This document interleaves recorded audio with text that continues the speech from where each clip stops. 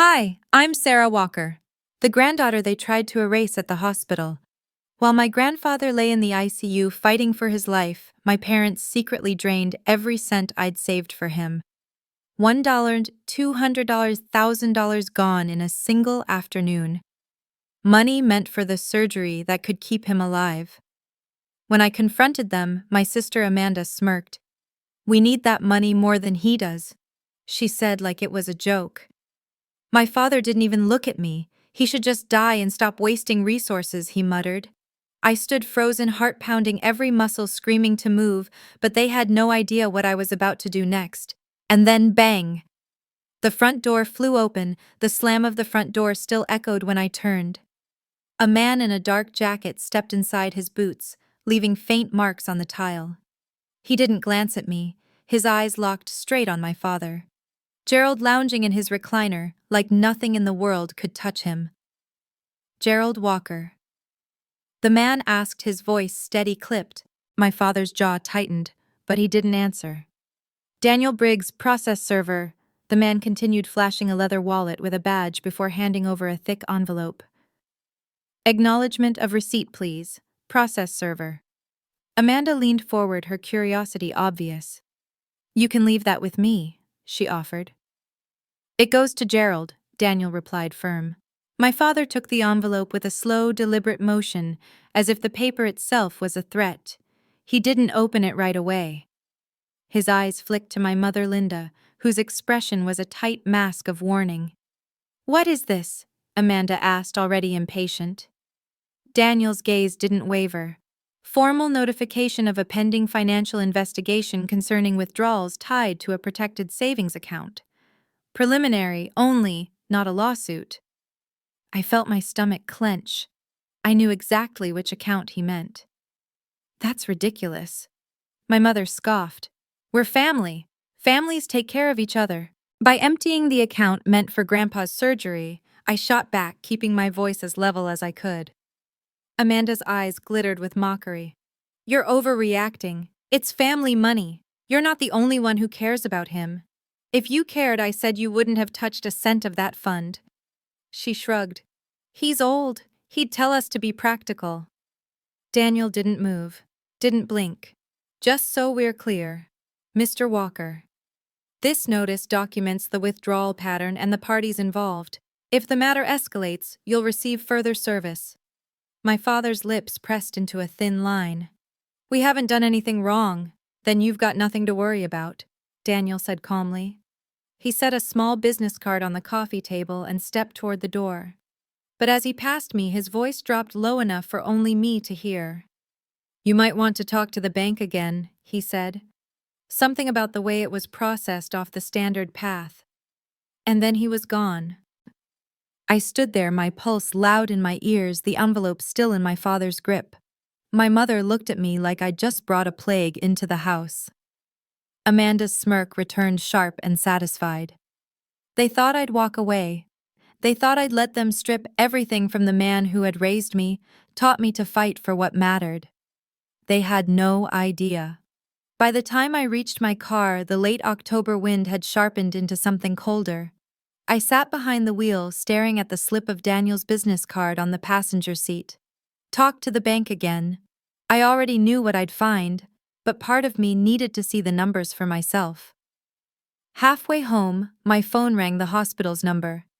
"Miss Walker, this is Dr. Keating. Your grandfather's condition is holding for now, but I need to prepare you. Surgery may have to happen sooner than we discussed." "How soon?"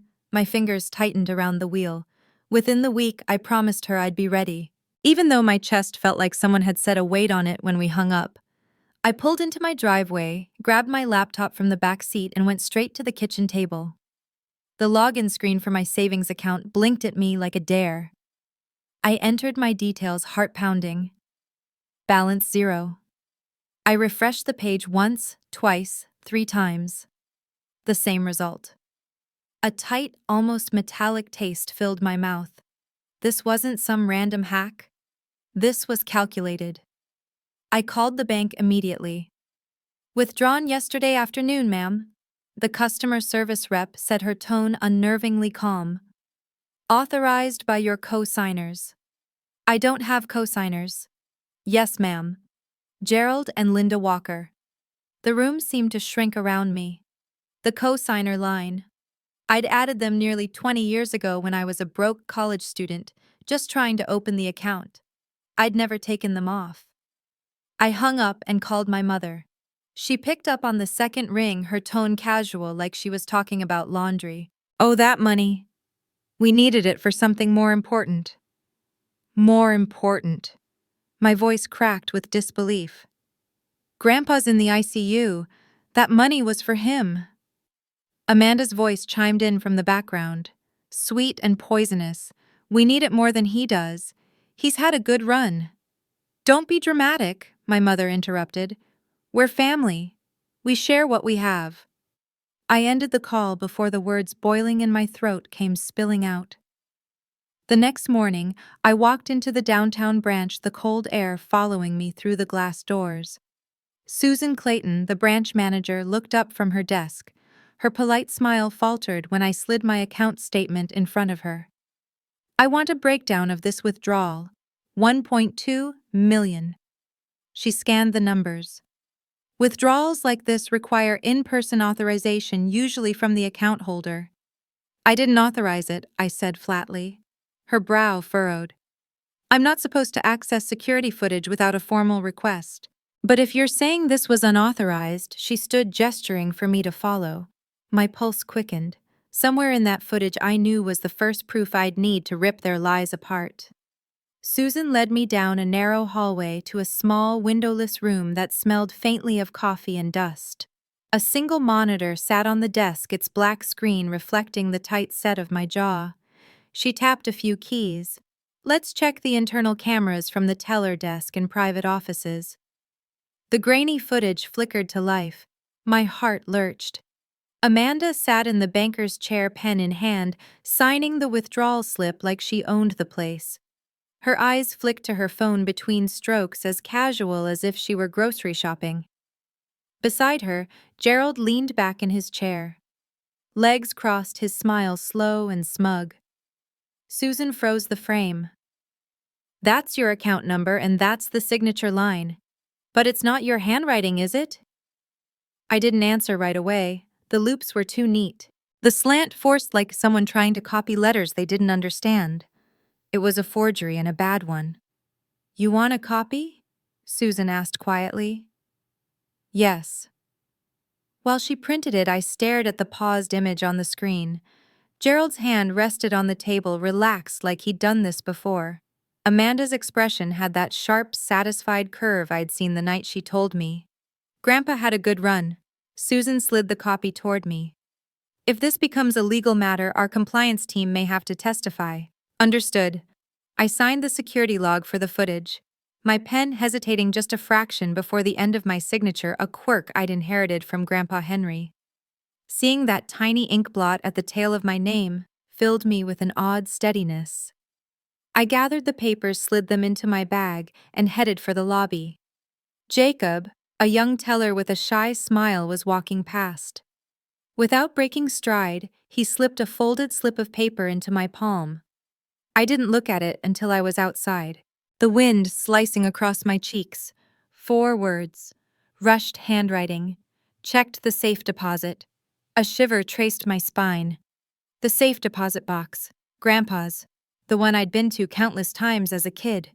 The one with his war medals, family letters, and whatever else he trusted the world not to touch. If Amanda and Gerald had been there recently, there'd be a record, and if they'd taken something, maybe they'd left a trail. I tucked the note deep into my coat pocket. The footage was proof of theft, but the box might hold something bigger, something that would make it impossible for them to hide behind family excuses. Tomorrow I would find out. The next afternoon, I was back at the bank, this time at the older branch with the stone columns out front. The air inside was cooler, quieter, like the building knew it was keeping secrets. A woman in her 60s, with glasses perched on the tip of her nose, looked up from the counter. Her name tag read, "Evelyn Safe Deposit Access," she asked. "Yes, Sarah Walker." I slid my ID across. She typed something into her computer, then pulled out a thick, leather-bound ledger. Her finger traced the page, then stopped. "You were last here nearly a year ago," she said, glancing at me over the rims of her glasses. "But there was another visit 3 days ago." My stomach tightened. "Who?" Her eyes flicked to the screen again. "Amanda Walker, of course." Evelyn led me down a narrow hallway lined with faded carpet, the scent of metal and old paper hanging in the air. The vault door groaned open, revealing rows of boxes stacked into the walls. She used the master key. I used mine. The drawer slid out with a metallic scrape. I carried it to the small table and lifted the lid. On top was an envelope, thick cream paper sealed with wax. Grandpa's handwriting curved across the front. "For my granddaughter only, when the time is right." My throat went tight. I traced the letters, but didn't open it. Not yet. Beneath it, a neat stack of receipts. I unfolded one. My eyes froze on the numbers. Gold bullion purchases dated the same day the 1.2M vanished. The box itself was empty of gold. I dug deeper, my fingers closing around a small black velvet case. I knew it before I opened it. Grandpa's gold cufflinks. He wore them to every wedding, every funeral. Inside, there was only one cufflink. In the space where the others should be was a crumpled scrap of paper. I smoothed it out. In shaky, uneven ink. It listed a single name and an address, a storage facility in a part of town I barely knew. Amanda wasn't careless. If she'd left this, it was either deliberate or she hadn't noticed it was there. Evelyn cleared her throat gently. "Technically, without the joint keyholder's consent, you shouldn't remove documents." I slipped the scrap into my pocket anyway. Noted. She didn't stop me, but I caught the flicker of curiosity in her eyes. Back in the lobby, the sunlight felt harsher, almost accusing. I gripped the scrap of paper in my coat pocket like it might vanish if I loosened my hand. If Amanda moved the gold there, maybe it wasn't gone yet, and if it was still in reach, I intended to take it back. The address on the scrap of paper took me past the city's edge, where the streets thinned into cracked asphalt and boarded up storefronts. The storage facility sat at the far end of a frontage road, its corrugated metal doors dented and sun-faded like it had been holding its breath for decades. Inside the small office, a man in a flannel shirt sat behind a counter littered with ledgers and coffee mugs. His name tag read, "Tom Harris." "Afternoon," he said without looking up. "Here to pay or to empty?" "I'm here to access a unit," I replied, sliding the paper toward him. He squinted at the address, then at me. "Not without the renter or a court order." I reached into my bag and pulled out the lone gold cufflink. This belonged to the person who rented it, my grandfather Henry Walker. Tom's gaze lingered on the cufflink for a long beat, then his shoulders eased. "Haven't seen one of these in years." Without another word, he grabbed a ring of keys and gestured for me to follow. The unit was near the back. The door groaned as it rolled up, releasing a breath of stale air and dust. Rows of wooden chests were stacked inside like a strange treasure hoard, some marked with shipping labels from cities I'd never visited. Against the far wall sat a rickety table piled with leather-bound ledgers. I flipped one open page after page of transactions routed through unfamiliar company names, the amounts twisting my stomach. When I reached to close it, my hand caught on something beneath the table, a loose panel. I pried it open and found a small black camera case, a bundle of SD cards wrapped with a rubber band. Each card was labeled with a date. One date made my pulse skip. The same day the 1.2M disappeared. I didn't wait. Sitting in my car laptop balanced on the console, I slid the card in. The footage was grainy but clear enough. Amanda at a table across from Gerald. Both smiling. A man in a dark suit beside them. Papers slid one way, a heavy case the other. Then the man's hospital ID badge caught the light. Not a corporate logo. The same hospital where Grandpa lay in the ICU. Amanda's voice carried through the tiny audio. "Hell never know until it's too late." I replayed it twice. Bile rising higher each time. If Amanda and Gerald were working with someone inside the hospital, this wasn't just theft. It was something deeper. And whatever it was, it had just moved dangerously close to Grandpa's bed. By the time I pulled into the hospital lot, the sky had gone that deep steel gray that promises rain. The footage from the storage unit kept looping in my head. Amanda's smirk, Gerald's easy posture, the hospital badge flashing like a warning flare. I headed straight for the ICU. Marjorie, one of the night nurses, was updating a chart outside Grandpa's room. She gave me a curious look. "You look like you're counting cards," she said softly. "I've got reason to think someone connected to this hospital has been in contact with my family in ways they shouldn't be." Her brow furrowed. "That's a big claim. I'm not ready to go public with it yet, but if you notice anyone out of place, I'd appreciate knowing." She gave a small nod. "I'll keep my eyes open." I'd barely taken a seat in the waiting area when the sound of heels clicked down the hallway. Amanda appeared in the doorway, cradling a bouquet of white lies. Her smile was bright polished, the kind she wore when she wanted everyone to think she was the perfect daughter. "Well, well," she said, stepping into the room. "You didn't tell me you'd be here tonight." "Didn't think you needed to know," I replied, my eyes fixed on the flowers. "Those from the same place you've been storing other things?" I asked quietly. Her smile faltered for just a second. "I don't know what you're implying." "You do," I said. "And you know I've seen it." She stepped closer, her perfume clawing in the stale ICU air. Her voice dropped to a whisper sharp enough to cut. "You can't protect him forever." Then she set the flowers beside Grandpa's bed and brushed past me without another glance. My jaw ached from holding back what I wanted to say. Instead, I crossed the hall to Marjorie. "Do you know a nurse, tall, mid-40s, dark hair, works nights?" Her eyes narrowed. "Why, I think I saw him in a place he shouldn't have been." She hesitated, glanced around, then leaned closer. "If it's who I'm thinking of, he's on the night rotation. Quiet type, keeps to himself. You might check the staff parking log. Security keeps records of who comes and goes." It was nearly midnight when I found a shadowed corner near the staff lot fence. The cold bit through my coat, but I didn't move. At 11:45, the man from the footage stepped out of a side entrance, a medical cooler in one hand. He didn't look around, just walked straight to a plain white van. I raised my phone, snapped 3 quick photos. His face, the cooler, the license plate. If he was moving what I thought he was moving. Grandpa's danger wasn't theoretical anymore. The phone photos were still fresh on my screen when a shadow crossed my headlights. A tall man in a dark jacket stood in front of my car, badge glinting in the lot's dim light. "Detective Mark Harper," he said, his voice steady but probing. "You're the one poking around."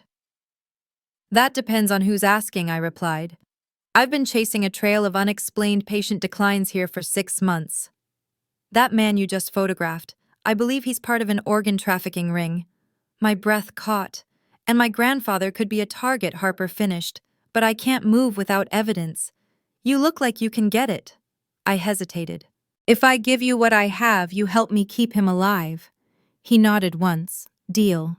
We compared details quickly, but when I showed him the photos, his expression tightened. "Where are they?" "They're right." I stopped. The screen was blank. The images were gone. Harper didn't curse, didn't flinch.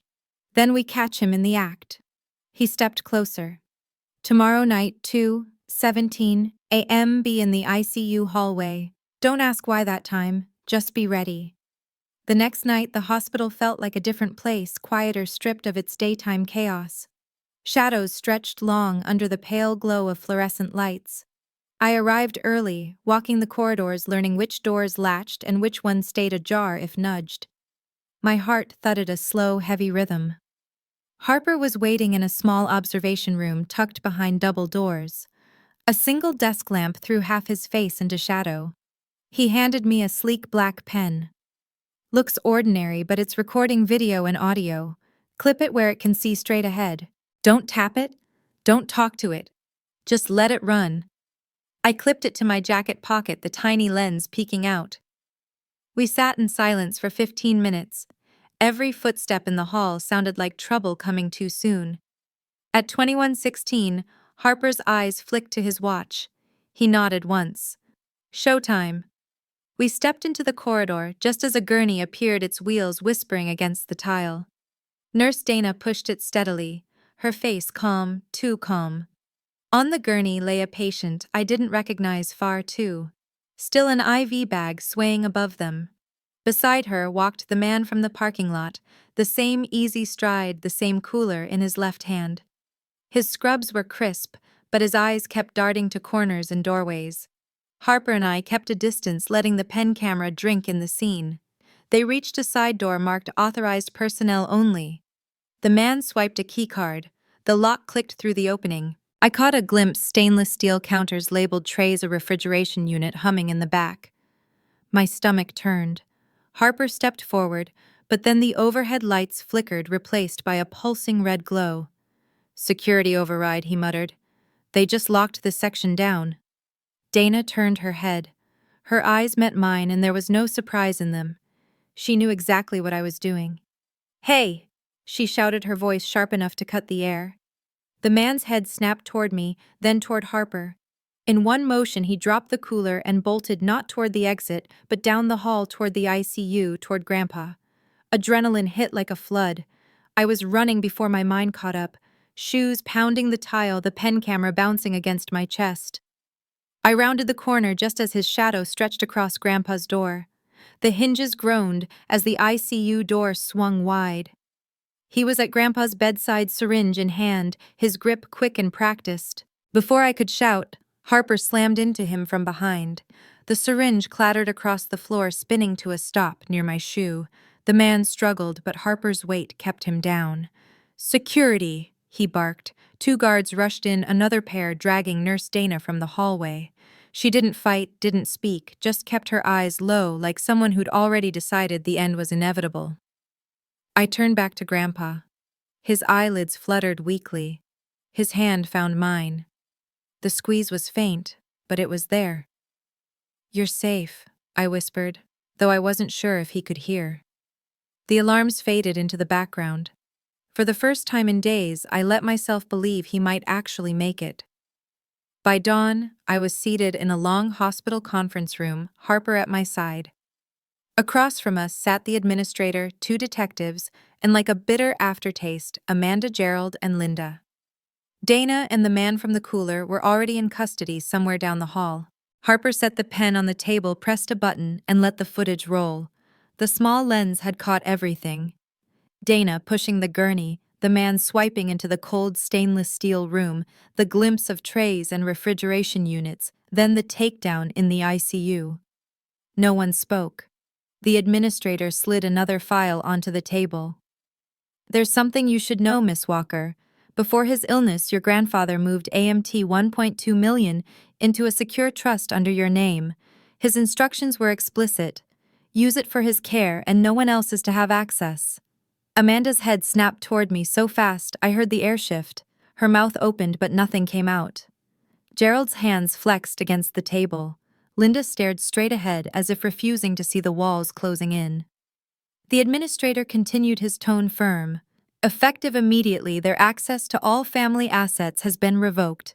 I signed the treatment authorization papers with a steady hand. My signature didn't shake when I pushed them back across the table. I didn't bother to meet their eyes. They left without a word, Amanda trailing behind, pale and tight-lipped. Harper waited until the door closed. "You didn't just save him," he said quietly. "You helped bring down something bigger than you realize." When the room finally emptied, the silence felt strange after so much noise. I gathered the pen and the copies of the trust documents, the weight of them lighter now than when the night began. Grandpa's room was warm with early sunlight when I returned. The blinds let in soft lines of gold across his blanket. He was asleep, his breathing steady. Each rise and fall of his chest a small miracle. I sat in the chair beside him, finally letting my shoulders relax. For the first time in weeks, I wasn't thinking about what Amanda, Gerald, and Linda had taken from me. I was thinking about what I'd fought to keep. And this time, they weren't going to touch.